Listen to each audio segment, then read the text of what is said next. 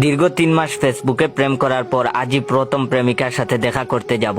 প্রথম দেখাটা কেমন রোমান্টিক হবে এসব ভাবতে ভাবতেই নিজেই শরমে গরম ভাতের মতো নরম হয়ে যাচ্ছি।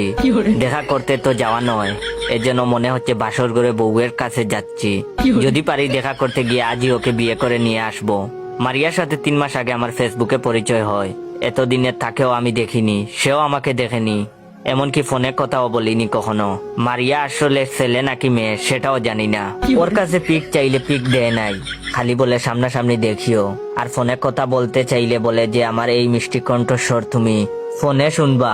তুমি কি চাও না তোমার প্রেয়সীর কণ্ঠস্বর সরাসরি সামনাসামনি বসে শুনতে? একবার ভাবো, সামনাসামনি বসে প্রথম দেখা আর প্রথম গলার আওয়াজ শোনার মধ্যে কত ফিলিংস হবে। আমিও আমার প্রেমিকার এইসব কথা শুনে সব ভুলে যেতাম, আর দেখা কবে হবে সেই আশায় দিবা স্বপ্ন দেখতাম। আজ আমার সেই স্বপ্ন পূরণ হতে চলেছে। শুনছি মানুষ নাকি তার মনের মানুষের কল্পনায় আঁকতে পারে। আমিও কল্পনায় মারিয়াকে আঁকার কত চেষ্টা করতাম, কিন্তু পারিনি। যতবারই চেষ্টা করছি ততবারই ইন্ডিয়ান নায়িকারা কল্পনায় চলে আসে, তাই কল্পনায় আঁকা বাদ দিছি। ঘুমের মধ্যে স্বপ্নেও মারিয়াকে দেখতে পারিনি। যতবার মারিয়াকে স্বপ্নে দেখছি ততবারই হয় একদম বুড়ি মানুষ পাইছি, নয়তো শাড়ি পরা কোনো মেয়ে পাইছি।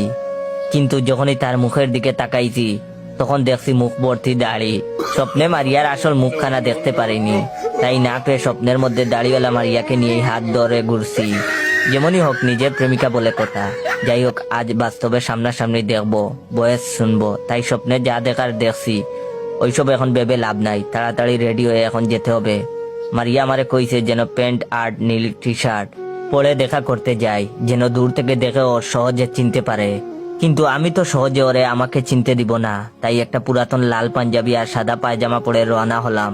তাইলে মারিয়ার সামনে গিয়ে ঘুরলেও আমারে চিনতে পারবে না। মারিয়া যখন আমায় খুঁজে না পেয়ে বেকুল হয়ে যাবে তখন ওর সামনে গিয়ে ওরে সারপ্রাইজ দিব।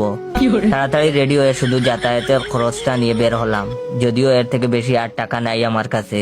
রেস্টুরেন্টে যেও ওরে নিয়ে সাথে কিছু খাবো, সেটা বিল দেওয়ার মতো কোনো পয়সাও নাই। অথচ মারিয়া জানে যে আমি সেই লেভেলের বড় লোক, সব সময় পকেটে হাজার হাজার টাকা থাকে। এইটা জেনেই হয়তো আমার সাথে প্রেম করেছে। যেমনি হোক আজকে কোনো বাটপারি করতে হবে। রেস্টুরেন্টে কোনো একটা মিথ্যা বাহানা করে বিলটা ওরে দিয়েই দেওয়াতে হবে।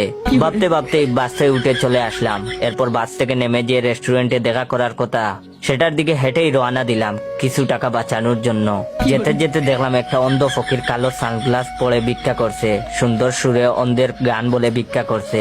আমার দেখে খুব মায়া হলো। ভাবলাম প্রেমিকার সাথে প্রথম দেখা, যাওয়ার আগে একটু ভালো কাজ করে যাই, সেই অছিলায় যদি প্রেমিকা সুন্দর হয়। এটা হচ্ছে ভিডিওর প্রথম পার্ট। দ্বিতীয় পার্ট ভাই বললাম না, কারণ দ্বিতীয় পার্ট বানাতে গিয়ে আমি নিজেই হেসে ফেলেছি।